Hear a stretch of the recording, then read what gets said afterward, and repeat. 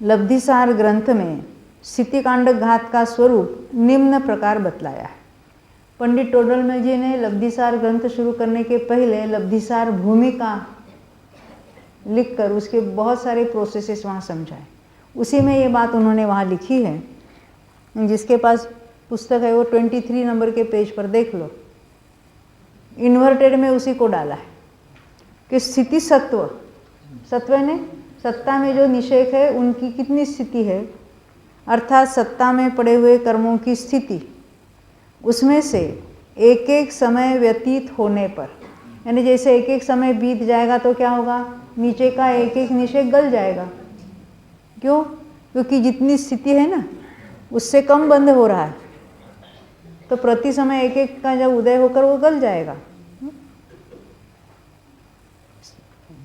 एक एक निषेक ही खिरता है, स्थिति सत्व एक एक समय का घटता है। परंतु यहाँ विशेषता क्या हो रही है, ये कांडघात कब होते हैं, तो कहते हैं दर्शन लब्धि और चारित्र लब्धि के निमित्त से। दर्शन लब्धि यानी अभी तो हुई नहीं है, बाद में होने वाले स्थिति कांडघात, ये स्थिति कांडघात का इन जनरल यहाँ उदाहरण दे रहे हैं या उसका स्वरूप बता रहे हैं, क्योंकि अभी तो एक ही स्थिति कांडघात हुआ है।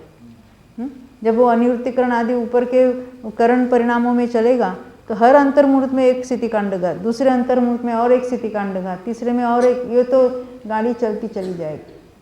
उसके लिए यहाँ कहा कि दर्शन लब्धि और चारित्र लब्धि। उसका अर्थ क्या है, ये सम्यक दर्शन के जो अलग अलग टाइप है, जो सुक्षायिक सम्यक तो होना है या अन्य जो कोई जहाँ जहाँ करण परिणाम होते हैं वहाँ ये स्थिति कांडघात होते हैं। चारित्र लब्धि में भी जब श्रेणी चढ़ते हैं वहाँ पर भी ऐसा कार्य होता है। उसको कहते हैं दर्शन लब्धि और चारित्र लब्धि के निमित्त से स्थिति कांडक विधान द्वारा। इससे क्या होता है, स्थिति का कटना हो जाता है, स्थिति में कटौती हो जाती है। अथवा अपकृष्टि विधान द्वारा, अपकृष्टि ने अपकर्षण होना, अपकर्षण होने ने ऊपर के निषेकों में से परमाणु अधिक मात्रा में नीचे आते हैं और वो खिर जाते हैं, उसको कहेंगे अपकृष्ट विधान। अर्थात अपकर्षण द्वारा बहुत अधिक प्रमाण में स्थिति सत्व घटता है। स्थिति सत्व ने सत्ता में पड़े हुए परमाणु, जिसको हम कहेंगे निर्जरा ज़्यादा होती है, वो कैसे होगी, ऐसे ही होगी कि ऊपर के अभी कांडघात हुआ तो उसके परमाणु नीचे आके मिले तो नीचे के निषेक बड़े बड़े हुए, वो जब उदय में आएंगे तो क्या होगा, अधिक परमाणु खिरेंगे। और प्रति समय क्या हो रहा है, जो अपकर्षण भी अन्यथा भी अपकर्षण हो ही रहा है, ऊपर से परमाणु नीचे आ ही रहे हैं, वो अधिक मात्रा में आ रहे हैं। क्यों?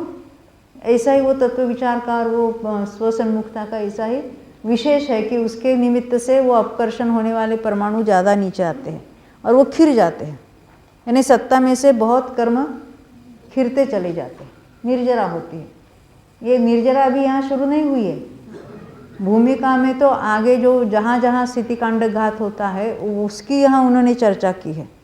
प्रायोग्य लब्धि में वो खिरना बिरना नहीं हो रहा है, वो अधिक अपकर्षण वगैरह अभी यहाँ की बात नहीं है, जब कभी होती वहाँ की बात है। स्थिति कांडघात का विधान अर्थात उसकी प्रक्रिया निम्न प्रकार है। अधिक प्रमाण वाला स्थिति सत्व होता है, उसमें अभी हमने देखा था अनेक कोड़ा कोड़ी सागरों का था, प्रति समय उदय आने योग्य अनेक निषेक होते हैं, अर्थात एक एक समय में एक एक निषेक, इस तरह निषेकों की संख्या बहुत होती। हमने देखा वर्तमान से लेकर बहुत सारे अनेक कोड़ा कोड़ी सागरों के निषेक है, उनमें से ऊपर के अनेक निषेकों का नाश करके स्थिति सत्व घटाने को स्थिति कांडघात कहते हैं। नाश करने योग्य सभी निषेकों के समूह को यहाँ कांडक कहा हमने ना, पूरा जितना भी नष्ट होने वाला है उस पूरे का नाम क्या है, कांडक।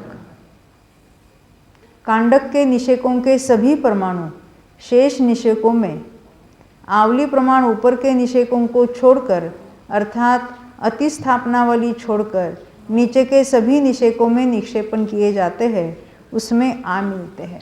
देखो ये अतिस्थापनावली की बात हम छोड़ भी देते हैं, उसका अर्थ होता है किसी एक निषेक का परमाणु नीचे आने हैं, अभी ये कांडक तो नष्ट होने वाले, तो कांडक के अंदर ही अंदर उसका अपकर्षण नहीं हो रहा, ये सब नीचे आकर कांडक के नीचे सर्वत्र आ मिलेंगे। परंतु यहाँ जहाँ कांडक, ये कांडक का यहाँ का जो निषेक है ना, वो नीचे कहाँ जाएंगे, तो उसके नीचे आवली प्रमाण निषेध छोड़कर नीचे सर्वत्र, ये उसका अर्थ होता है। अभी वो अतिस्थापनावली की बात हम गौण करके छोड़ देते हैं, ऊपर के निषेकों के परमाणु नीचे सर्वत्र आ मिलते, बस इतनी बात यहाँ रखते हैं। देखो ग्रंथ एक एक लाइन से पढ़ना अलग बात है, और यहाँ हम स्थूल रूप से उसकी चर्चा करते, वो अलग बात है। बहुत सूक्ष्म बातें तो डेली प्रवचन में, उसके भी सारी प्रवचन तो अवेलेबल है, साइट में है, सीरीज में है, पेन ड्राइव में है, जिसको जो चाहिए पूरा ग्रंथ, लब्धिसार हो, कर्मकांड हो, जीवकांड हो, सारे धवला हो, जय धवला हो, महावंद, सभी अवेलेबल है। तो एक एक लाइन का अर्थ करना अलग बात है, और यहाँ हम स्थूल रूप से बड़ी बड़ी स्थूल बातें देखेंगे, तो वो कुछ बातें उनको हम गौण करके भी आगे बढ़ेंगे। ख्याल में आती है ना बात? नहीं तो विषय इतना क्लिष्ट हो जाएगा, और जिसको रुचि कम है या कुछ उसमें नहीं सूझबूझ नहीं है, तो वो बोर होके चला जाएगा। हमें इतना ही देखना है कि स्थिति में बहुत बड़ी कटौती हो गई यहाँ पर।